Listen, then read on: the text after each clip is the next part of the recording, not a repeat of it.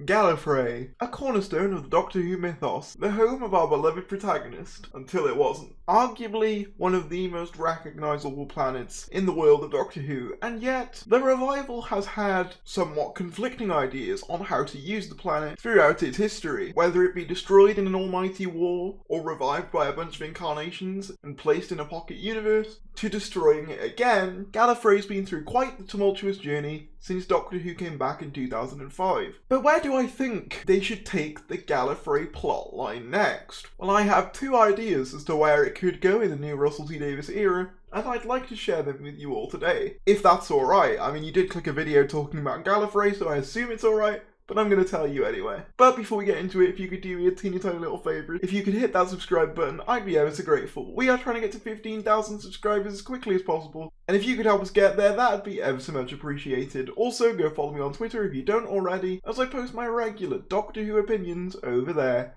But with that said, let's get into the video. So idea one for Gallifrey in the new Russell T Davies era is that they simply keep it dead. Yeah, not very exciting I know, but there's a case to be made that the show's been struggling since before the revival with what to do with Gallifrey. Don't get me wrong, in the War Games they started off as these almighty, powerful beings, almost godlike and mysterious, but over time they kind of became more like stuffy, boring politicians with big hats. And that's just not what people come to Doctor Who for, they come for the adventure. Hence why, when Russell revived the show, he decided a good impetus, not only for the new Doctor's character arc, but also for newcomers of the show, would be to remove one of these big pieces of Doctor Who's previous canon, and in doing so, arguably raised the importance of Gallifrey going forward, as now it was the Doctor mourning their lost home. Fast forward to the Moffat era, and this theme was generally continued, whereas the 10th Doctor and 9th Doctor were still very much fresh off the back of the Time War. 11's arc was trying to forget and move on from the Time War. Now, I would somewhat argue that this was somewhat contradicted by the decision to revive it in Day of the Doctor. However, I understand why that was done. As you want a big triumphant finale for the 50th anniversary, I get it, but it did lead to interesting questions for the future of the Doctor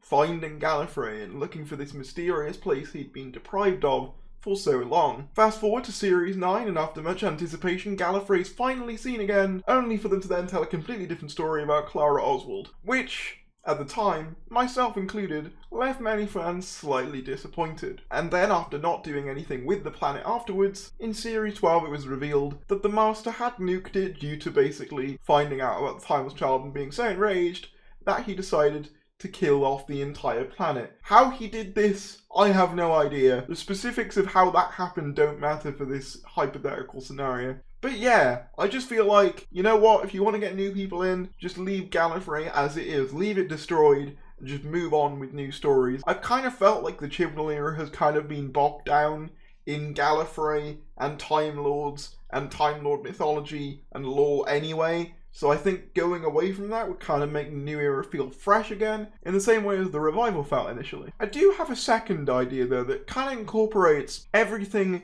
to do with its previous usage in the revival. So as stated before, in Day of the Doctor, Gallifrey is revived. Gallifrey is back. It's held in a pocket universe, but it is still returned. And though it's being held in a pocket universe, the people of Gallifrey obviously are naturally quite thankful for this, because they didn't get killed off. But Gallifrey is still in a relatively poor position post this event. They've just come from a very, very, very, very, very destructive war, and naturally, they are still feeling the effects of that for a few years. You can imagine how hard it would be for a Gallifreyan living in this time, and this could lead to someone gaining, well, let's just say an anti-Doctor sentiment. They might see the Doctor as someone who, yes, despite saving their planet, was someone who saved it without thinking about maybe helping them along the way. Obviously, they might not know that the Doctor can't find Gallifrey. And then we come to Hellbent, where the Doctor deposes the corrupt leader Rassilon, and he is established as the new president of Gallifrey. But what does he do then? Well, he does what the Doctor always does.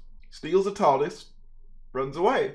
Now, this isn't dwelled upon too much in the story, but I could imagine this feeling like somewhat of a betrayal to the Gallifreyan people. After all, they just put the fate of the entire planet in this man's hands, and he decided to leave. I could imagine this could lead to an even more unstable time for Time Lord Society. Time for Time Lord Society, that felt weird to say. As the Doctor has just basically overthrown the government and left the people to sort it out for themselves. And then finally, After perhaps Gallifrey finally finds a semblance of normality again, the Master comes along and bombs everyone. Now, what I'm proposing here would mean slight retcons to what we've seen previously, but is it possible to suspect that that same Time Lord, the one that held that anti-Doctor sentiment, which was only enhanced after they not only abandoned the planet, but let a genocidal maniac who they were at one point friends with detonate the entire planet, is it not possible that they could steal a TARDIS and escape, and perhaps plot a revenge narrative against the Doctor? And for the record, I wouldn't use a returning Time Lord character for this, like the Rani, or the meddling monk, or anyone like that. I would have it be a new character specifically designed for this arc. I'm kind of likening this arc to somewhat of Thanos', where whilst Thanos is completely in the wrong for what he is doing, you can kind of understand the rationale. Because, you know, this person would kind of have a point. The Doctor did just kind of leave Gallifrey to fend for itself, and then let it get blown up again. So I could totally see someone going, well, I want revenge for my people. Obviously, they'd be morally in the wrong for trying to kill someone, but you could definitely see it as a compelling villain motivation. And I think it would be especially interesting, given that we know for a fact David Tennant's Doctor is coming back in some form. More than likely as the 14th Doctor, but from what we've seen, it's at least somewhat likely that he's going to have a similar personality as to what the 10th Doctor actually did. And the 10th Doctor had very, almost nostalgic, fond memories of the planet. He was acknowledging its flaws, but it was also through this lens of nostalgia. The 10th Doctor was very committed to wishing Gallifrey still existed. So perhaps he would be challenged by this fact of, yeah, I spent all those years wishing for you guys to be back, wanting you guys back in my life, and when I finally got you guys back, I let you down. It could create a compelling arc for the Doctor who is arguably most impacted by the Time War, the one who it's affected the arc of most. Obviously with 9 it affected his arc massively, but with 10 we see that arc continued across 3 series. It would be interesting to see that version of the Doctor come to terms with the fact that despite all those years of wanting Gallifrey back, they weren't there for it when they were needed. I think that could be a really compelling story arc for the 60th, and maybe going into series 14. But I'd be interested to hear your thoughts on this idea in the comments below. If you did enjoy this video, be sure to give it a like, comment down below your thoughts, and subscribe if you're new. Thank you for watching, and I will see you later. Shout out to Debs Iona, Shane Smith, Ree Keffin, Seb Lowndes, Jay Monroe, Hash Shandycoot, Patrick Mewson, Simon Ashley, Steve Safaro, Andrew Townsend, Alex Robbins, Michael Dykes, Paul Bryden, Sam Yates, Michael Rhodes, Jerry the Meerkat, Heretic, Cameron Jefferson, John M, Andrew Evanson, Lucy, Josh Keck, JM97, Captain Obvious, Gallifrey and Rob, Cliff's Random Silliness, Kyle McCroy, Nova Wolf Gaming, Carol Jude. If you want to become a member, feel free to do so. It really helps out. You get exclusive posts, shout outs in every video, and even your own badge and custom emojis to use.